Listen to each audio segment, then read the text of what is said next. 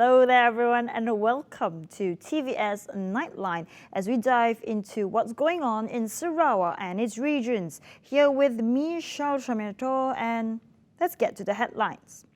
Now, the body of a male victim who drowned in the Sarawak River on January 14 has been found near Pangkalan Haji Lajim, Kampung number 6 at around 12 p.m. today.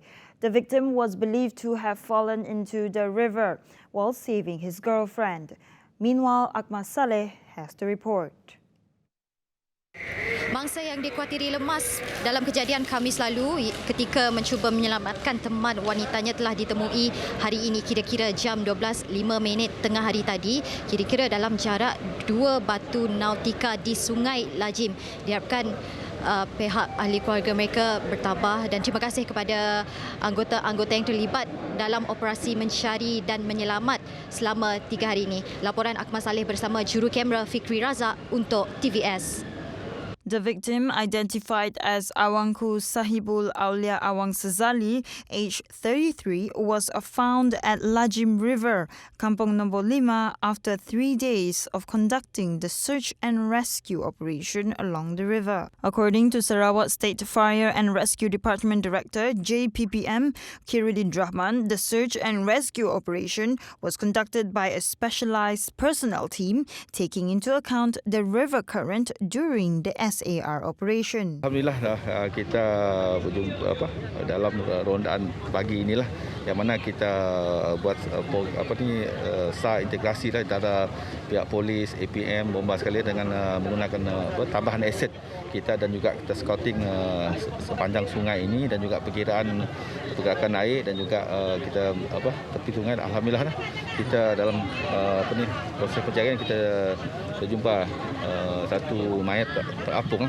bersama dengan rumpai-rumpai daun yang timbul dan kita periksa tadi kita dapat di satu jasad manusia lah. He added the operation covered the nearby areas of the incident in case the body could be located in between riverbank tree branches or rocks. Kata orang kita perluaskan kawasan lah sebab berdasarkan pada tepi tebing yang kita dah cari semalam dan tidak kita khawatir ada mangsa tersangkut lah.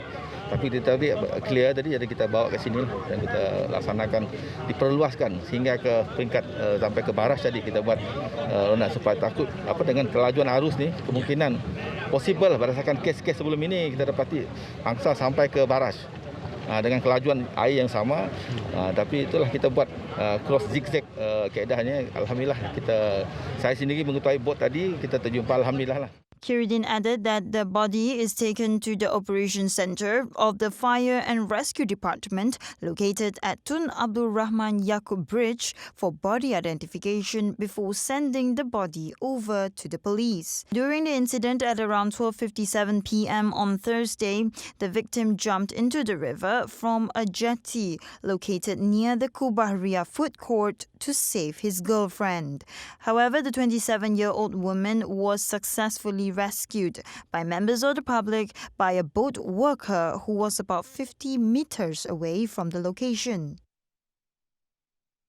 Now, in the same development, the deceased brother, Awanku Indrajaya, urged the public, especially social media users, to not make speculations regarding the tragedy. Dalam media sosial itu, tolong jangan memspekulasi yang bukan-bukan. Benda yang terjadi ini bukan yang kita mahu. Tolong jagalah aib kedua pihak. Itu saja yang saya mohon. According to Awanku Indra, the deceased was the youngest among the 7 siblings, and the last time they met were on the day the tragic incident occurred. Meanwhile, he stressed that all the news circulating previously were false, and if any parties knew any relevant information regarding the incident, he urged them to come forward to the authorities to give their statement. Spekulasi harap kita orang jangan mengolah macam-macam. Kita orang mesti tahu kisah sebenarnya. Mungkin kita orang tahu, tolong tampil ke balai, membuat report polis. Dia ajak yang kami minta. Meanwhile, the public were advised to be cautious when driving in the two-lane expressway road, which was damaged by an event of a landslide located at Jalan Grogo, Bau Lundu.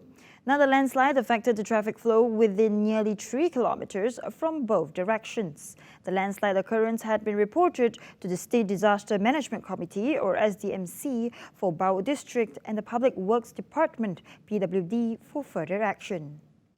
According to Tasik Biru Assemblyman Dato' Henry Harry Jineb, the landslide occurred on January 13, 2021. Now, the incessant rainfall 4 days ago worsened the condition of the soil, which caused a landslide to occur.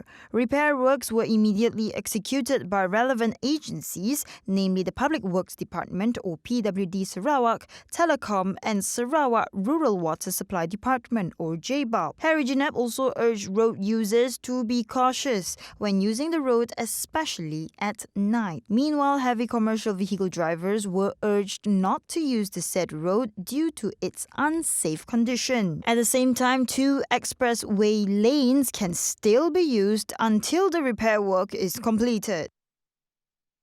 Following the next update, as the Matu Daro main road can fully be utilized after the flood situation showed a receding trend since Friday. According to Daro Fire and Rescue Department Chief Muhammad Noor Abdullah, the low tide river level was due to the sunny weather recently.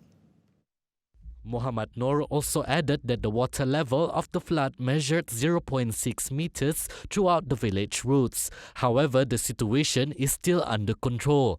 He also stressed precautionary measures to be taken and frequent monitoring will be continued from time to time. Daro Fire and Rescue Department team monitored the situation at 11:20 p.m. on Friday, which includes Daro Market, Kampong Tengah Daro, Kampong Pentre, and the Matu Daro main road. Therefore, he reminded the residents to always be vigilant on the increasing trends of the water flood. He emphasized the trends in flood is difficult to predict and may endanger the lives of children in the area during the flood season. Meanwhile, the Fire and Rescue Department had already prepared an emergency contingency plan to overcome any future risks. Now, following the flood situation, the Chief Minister's wife, Dato' Amar Haja Jumaani Tun Tuanku Haji Bujang, went to the grounds to visit the flood victims in the Temporary Evacuation Centres, or PPS. Also present were the Putrajaya Welfare Association Committee, PKPJ, the Senior Citizen Activities Centre Sato, PAWE, and Executive Committee of Parti Pesaka Bumi Putra Bersatu, PBB, and 8 Sato. Cooking activities were also carried out at the Dato' Amar Jumaani Tun Tuanku Haji Bujang Welfare Centre to distribute to flood victims in Kampong Segedup PPS, located at Rakyat Bol Hassan Primary School that houses flood victims from several areas, namely Sungai Maung, Kudai Lama, and Kudai Baru. In addition, the government also contributed to Sri Sato Community-Based Rehabilitation Centre that was presented by Dato' Haji Ibrahim Baki, representing the Chief Minister of Sarawak, which is under the patronage of Dato' Amar Hajah Jumaani Tun Tuanku Haji Bujang. At the same time, private sectors have also come to the aid of flood victims. A logistic company located in Kuching contributed to 200 recipients in several villages in Putrajaya to ease the burden of those affected by the flood. Meanwhile, village chief of Kampong Lintang, Wan Yusof Wan Razali, hopes that many will come forward to aid the flood victims. Meanwhile, flood victims took the opportunity of the fine weather to clean their houses and affected items, also making preparations to face the next flood amid the uncertain weather. According to the Malaysian Meteorological Department, the affected areas are Kuching, Serian, Samarahan, Sri Aman, Betong, Sarikai, Sibu, Muka, Bintulu, Miri, and Limbang. Mudah banjir naik lagi. Mungkin kami orang dah bersedia lah mau angkat barang, pindah barang ke tempat yang tinggi lah. Tapi kami rasa munnya udah terlalu gila tinggi. Kami pun kami terpaksa lah pindah ke rumah mak mereka nak tempat tinggi. Tapi barang kami terpaksa lah munggahnya tinggi-tinggi supaya si kena banjir. Macam kapet kami pun dah basah nak. Dulu kita si bersedia, kita si tahu. Jadi kini tu apabila kita dah tahu banjir tu takut ada lagi 2-3 hari tu nak paksalah kami ngatur barang kami ke tempat yang tinggi lah. Setakat ni sebab rumah pun area sungai kan, dekat dengan sungai. So kita orang dah alih-alihkan barang lah dari bilik. Sebab tak adalah naik sampai tinggi sangat.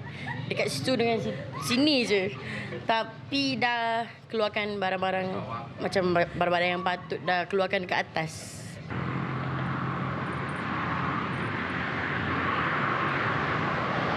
Walaupun keadaan mulai reda, namun masyarakat diingatkan untuk sentiasa berwaspada dan berjaga-jaga kerana Jabatan Meteorologi Malaysia ataupun Met Malaysia telah mengeluarkan amaran cuaca waspada kerana hujan lebat dijangka akan berlaku di beberapa kawasan di Sarawak sehingga Isnin ini. Dan menerusi tinjauan saya, rata-rata penduduk di kawasan yang terdedah dan terjejas akibat banjir ini telah pun bersiap sedia untuk memindahkan barangan mereka ke tempat yang lebih selamat. Ingat, sediakan payung sebelum hujan. Laporan Akmal Saleh bersama juru kamera Fikri Razak untuk TVS. Now, following the next news, as optical shops and self-service laundries that fail to comply with the Standard Operating Procedures or SOP during the movement control order will be given warning, compound and face closure of their business premises. Now, the warning was issued by the Minister of Domestic Trade and Consumer Affairs, KPDN HEP, Datuk Sri Alexander Nantalinggi on Saturday.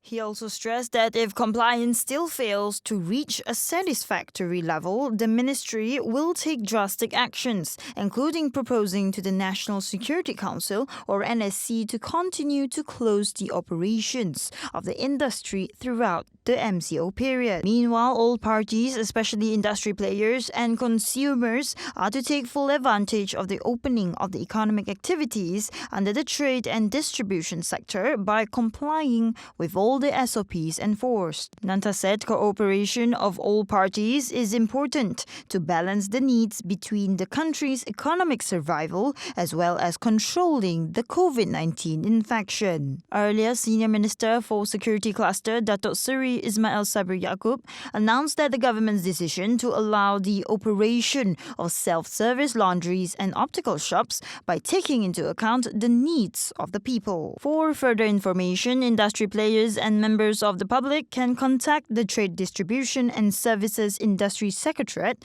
at 03-888-25-881-5905 or email spip@kpdnhep.gov.my.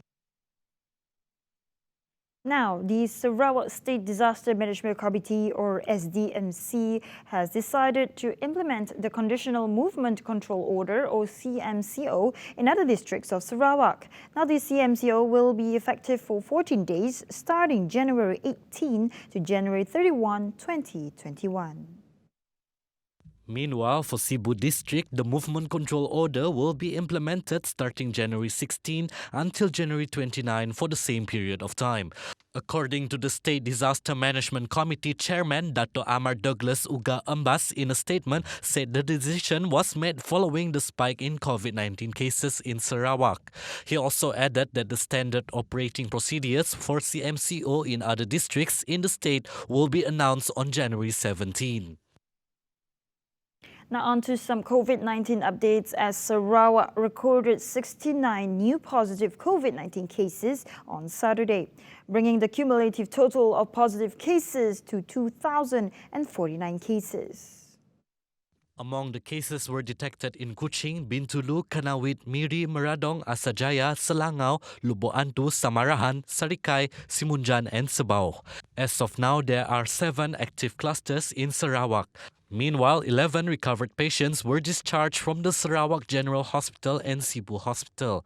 This brings the total recovered and discharged case to 1,148 or 56.03% from the overall COVID-19 cases in Sarawak. Simunjan and Asajaya districts have changed from green status to yellow status after 3 new local transmissions were detected. Meanwhile, Kuching, Miri and Sibu district remain in the red zone with 672 local transmissions detected. Now, amidst the COVID-19 situation, Miri City Council, or MCC, is satisfied with the compliance of CMCO Standard Operating Procedure, or SOP, at Krokop Bazaar Market. Now, according to Miri City Mayor Adam Yee, all store management and operators are aware of the importance of SOP during the COVID-19 situation. Meanwhile, customers are required to comply to the SOP, practicing social distancing, wearing face masks and scan body temperatures to control the spread of the virus. Monitoring at the by-entry and exit of the bazaar were also conducted by authorities and the People's Volunteers Corps. Council has stationed our personnel enforcement and also RELA people at the market from 7 o'clock in the morning. To control the crowd. If necessary, council will consider even to restrict the number of customers that can be inside the market. So, of course, we have also put up posters to remind customers inside the market to maintain social distancing. In the same development, the City Council announced the closure of Lutong Beach Road that was reported to be unsafe due to the flood risks at the area. Heavy rain and thunderstorm up to 6.1 meters due to the king tide phenomenon will cause the water to rise to a dangerous level. Therefore, MCC will continue to monitor the current situation and take preventive measures. They are clearing. So once it is clear, then the road is open again. So only during night time we may close it, because night time we cannot, or we may not station people there to clear the woods and all that all the time. And also in the night time it is quite dark, so it's more dangerous. Meanwhile, the public are reminded to cooperate and to follow the road directive that is placed on the location before and along Lutong Beach Road. Now, 4 houses were destroyed in a fire incident at Kampong Hilir, Sri Aman. According to Sarawak Fire and Rescue Department, or Bomba Operations Division Assistant Director, Pendari Hardi Mansyah, the fire was successfully put out at approximately 3:10 p.m. on Saturday. Kebakaran berjaya dipadamkan pada kira-kira 3:10 petang tadi. Dan kebakaran telah melibatkan 4 buah rumah, yang mana 2 buah rumah habis musnah 100%, manakala 2 lagi 90% musnah. 4 buah rumah ini telah melibatkan seramai 35 orang mangsa, yang mana terdiri daripada bayi, kanak-kanak dan juga orang dewasa. Henry added a team of firefighters from Sri Aman were rushed to the location, which was also assisted by other agencies, namely the Royal Malaysian Police and Malaysian Civil Defence Force. The source of the fire is still under investigation and no casualties were reported. Now, the Yang di-Pertuan Agong Al-Sultan Abdullah Riayatuddin Al-Mustafa Bilal Shah and Raja Permaisuri Agong Tunku Haja Aziza Amina Maimuna Iskandarah expressed their condolences to the family of former Lord President Tun Dr. Mohamed Saleh Abbas, who died this morning. Their Majesties were saddened by his passing and hoped that his family would be patient and resolute in facing this situation. Meanwhile, Prime Minister Tan Sri Muhyiddin Yassin also conveyed his condolences to the family of the former Lord President Tun Dr. Mohamed Saleh Abbas. In posting on his Facebook page, Muhyiddin said he was saddened by Mohamed Saleh's passing and prayed that his family would be strong in facing their moment of grief. On behalf of the government, Muhyiddin thanked the late Tun Dr. Mohamed Saleh Abbas for his contribution in strengthening and upholding the integrity of the judicial institution throughout his tenure as the Lord President from 1984 to 1988. Mohamed Saleh, 91, died of pneumonia at Hospital Sultanah Nur Zahira in Kuala Terengganu at 3:22 a.m. Former Lord President Tun Dr. Mohamed Saleh Abbas was safely buried at the Sheikh Ibrahim Muslim Cemetery at Jalan Pusara at 10:40 a.m. on Saturday. The burial process was handled by some 10 personnel from the Terengganu Health Department who were wearing personal protective equipment. To ensure the compliance of SOP, the family members and media were not allowed in the cemetery but instead to watch the burial process from a distance of 150 meters. Now on to some local sports update as Sarawak United FC and Kuching City FC team were among the 6 teams in the Premier League that was given national club license. Now this will allow the team to compete in the M League this season. Football Association of Malaysia Club Licensing First Instance Body Chairman Sheikh Muhammad Nasir Sheikh Muhammad Sharif confirmed that both clubs successfully fulfilled the conditions that was set. At the same time, Sheikh Muhammad Nasir also stressed that FIB would continue monitoring the 6 teams in comply to their respective license. Now wrapping up the Nightline tonight as the General Operation Force or GOF has stopped an attempt of smuggling illegal immigrants located at Kampong Mongkos, Serian on January 16 at around 7:50 a.m. The operation was carried out after a suspicious-looking 4x4 Ford vehicle was seen driving by the oil palm plantation area. The General Operation Force team detained 6 undocumented Indonesian citizens and 1 local driver who attempt to smuggle them. The illegal immigrants from Pontianak and Singkawang, Indonesia were aged in between 21 till 46 years old. They were found to enter the state looking for employment. Meanwhile, among the items confiscated during the operation was 1 4x4 Ford Hurricane vehicle and Honda RS 157R motorcycle. The local suspect was detained under the Security Offences Special Measures Act 2012. Meanwhile, the other 6 Indonesian citizens were detained under the Anti-Smuggling of Migrants Act 2007-26 subsection A. The authorities will continue monitoring border areas and take stern action to those who complicit in the smuggling of immigrants. And that wraps up TVS Nightline for tonight. Here with me, Shal Shamiato. As always, thank you for tuning in to your local news tonight. Well, I'll see you next time and have a good weekend.